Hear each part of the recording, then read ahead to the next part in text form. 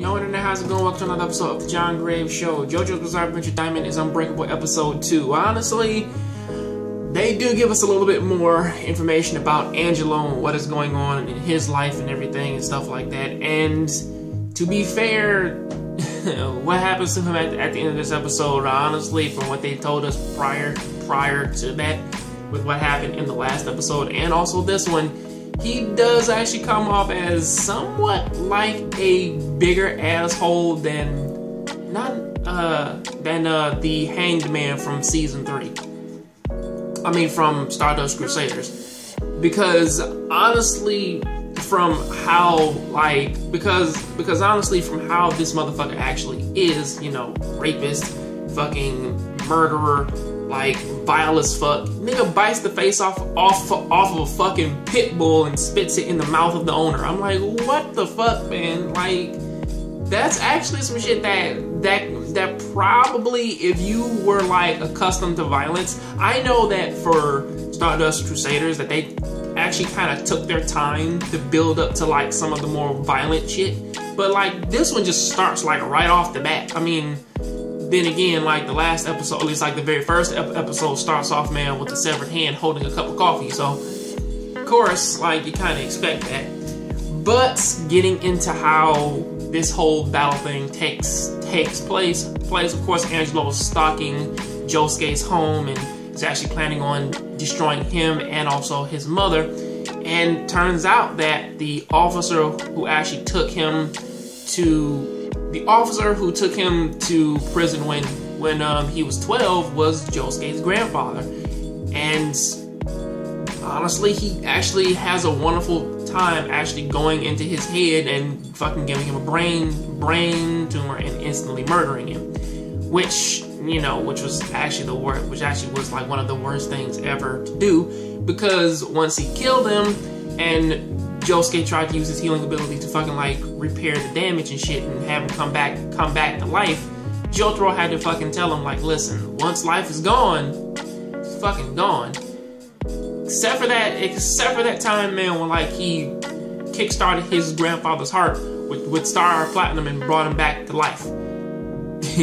You know, aside from that, but still, you know, or at least like that time he stopped his own heart and then sped it up again. So there's also that too. But then again, you think that if he could stop time, though, he probably could bring him back to life with Star Platinum if he started pumping blood in his body again. There is a possible chance of that. But still, though, right after that, we see two sides of Angelo.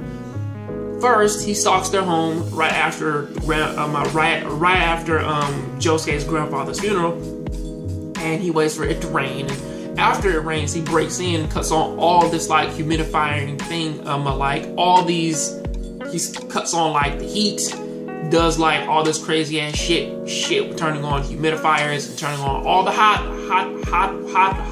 water in the house, because apparently Aqua Necklace can actually flow through any liquid surface, which is a problem because once it possesses one of them, or at least Josuke in this case, it's fucking game over for him. Even though Josuke can heal other people, he can't heal himself. So that is kind of fucked up. Well, that's actually kind of a double-edged sword for like his power, which oddly enough, a lot of stand abilities are actually like that, to where that they affect other things, but they don't affect the user. So that is something to sort of take into consideration.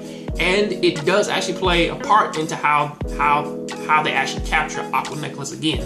Because of course he caught him the first time when he was in Tomoko's mouth, and then got out because of the grandfather. Now he caught him again, shredded up a glove, put it in his throat, bam, went in there, got him. But honestly, the whole little battle in between was actually fucking interesting and nice, though, to actually make them think. And that's actually a thing that I really do like about JoJo's Bizarre Adventure. Like, even though everybody has all these crazy ass abilities and shit, there's always a very there's always a very ingenuitous way to stop these fuckers and beat their asses.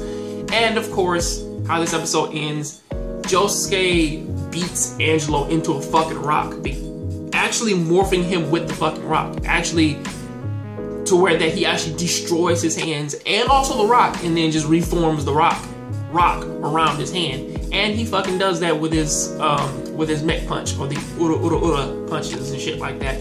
And then he beats him into a rock, healing him. So now he's just stuck there for all eternity, to where that he actually becomes a tourist attraction for lovers and people out there seeking love. Even though it has a creepy ass face, but people still go there for love. So that's actually kind of fucked up, but it does actually kind of make you want to watch more. But I'm sorry to making this video so fucking long. I'll catch you next time on the next Jon Graves Show. Please keep watching anime, keep playing video games. I'll see you next time on the next Jon Graves Show.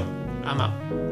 Hey internet, how's it going? I'm Batman, and I'm here to tell everybody to go ahead and check out this little book right here. It's called Ibarra's by my friend Deshaun R. Smith, and my book is in the back. My book is called Noir Prophecy, along with our crazy little collaboration book, Mizuki Dragon Warriors. And you can read the first introduction, or like you can read the introduction, the first few pages of it, and go ahead and check it out and show us some support and love. I'll leave a link down there in the description for it. Also, if you like this video, please go ahead and click over there and go ahead and click on the link, and it'll take you right to my last video. I'll see you next time on the next Jon Graves Show. Please keep watching anime, keep playing video games, and remember, I'm Batman.